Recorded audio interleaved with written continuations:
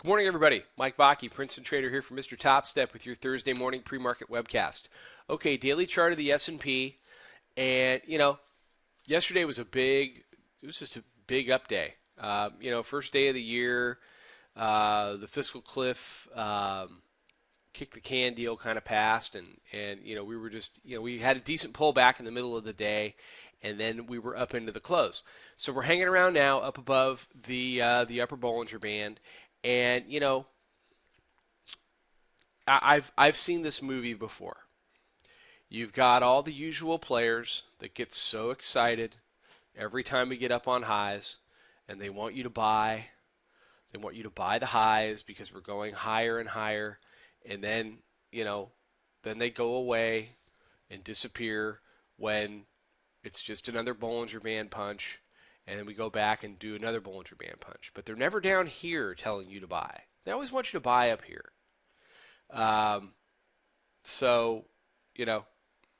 try not to do that. And people that do that are annoying because it's very hard to make money doing that. Do charts ride the upper Bollinger Band sometimes? Yes. Yes, they do. Do they almost always reverse and head back into the bands and allow you to at least get even on a trade? Yes. I look for low risk, high reward trades. Buying 1454, looking for 1468 or beyond is not a low risk trade.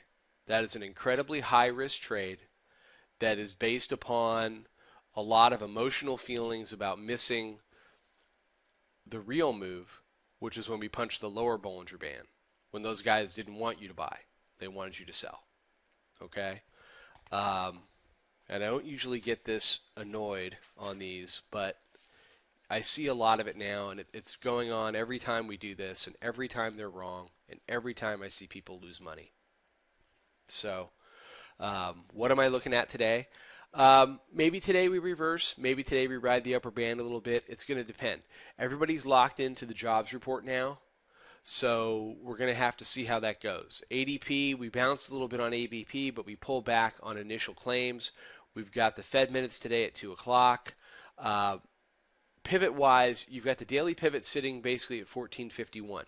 Then you've got triple pivots down at 1432.25. That's the 3-day, 9-day, and 20-day pivot. Just like I always say that when we have these big spike lows, that they're not going to be allowed to just sit there and be by themselves forever. And it didn't take very long to go down and touch this one, right? We went down and made new lows. And still, those lows were tested. This gigantic gap is not going to be allowed to stand. That gap will be filled.